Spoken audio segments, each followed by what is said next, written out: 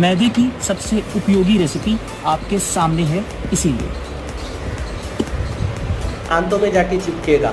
हमारे आंत में कुछ ऐसे पॉइंट्स होते हैं जो खाने से न्यूट्रिशन हमारी बॉडी तक पहुंचाते हैं, बट जब वहाँ पे चिपका हुआ मैदा हमारे खाने को सड़ना स्टार्ट कर देगा तो वो पॉइंट्स से जितने भी हमारे बॉडी के ऑर्गन जुड़े हुए हैं तो उसके रिलेटेड बीमारियाँ। ময়দা কি সত্যি আমাদের খাদ্যনালীর মধ্যে আটকে যায়, যেটা আমাদের শরীরের অঙ্গ প্রত্যঙ্গকে ক্ষতিগ্রস্ত করতে পারে? না বন্ধুরা, ময়দা আমাদের শরীরের খাদ্যনালীর মধ্যে আটকে যেতে পারে না। আমাদের খাদ্যনালীর মধ্যে যে হাইড্রোক্লোরিক অ্যাসিড আছে সেটা একটা লোহাকে পর্যন্ত গলিয়ে দিতে পারে, তো ময়দা আটকে যাওয়ার কোনো ভয় নেই।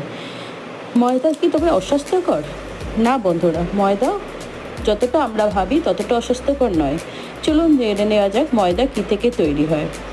ময়দা মেনলি গম থেকেই তৈরি হয়। গমের 3টে পার্ট থাকে, ব্র্যান, জার্ম এবং এন্ডোস্পার্ম। ব্র্যান ও জার্মের মধ্যেই মেনলি ফাইবার, মিনারেলস থাকে। এন্ডোস্পার্মে শুধু কার্ব থাকে এবং প্রোটিন থাকে।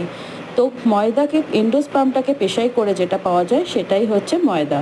তো ময়দা খেলে সেটাতে শুধু কার্ব এবং প্রোটিন যায়। যদি কারোর প্রোটিনে অ্যালার্জি না থাকে তাহলে সে ময়দা গ্রহণ করতে পারে, কিন্তু মডারেট পরিমাণে। তো ময়দাকে আমরা খারাপ কেন বলি? কারণ ময়দার মধ্যে যেগুলো তৈরি হয় সেগুলো মেনলি ডিপ ফ্রাইড হয় এবং সেটা বানানোর জন্য বিভিন্ন সুগার জাতীয় জিনিস এবং প্রিজারভেটিভ ইউজ করা হয়, যা ময়দাকে ক্ষতিগ্রস্ত করে।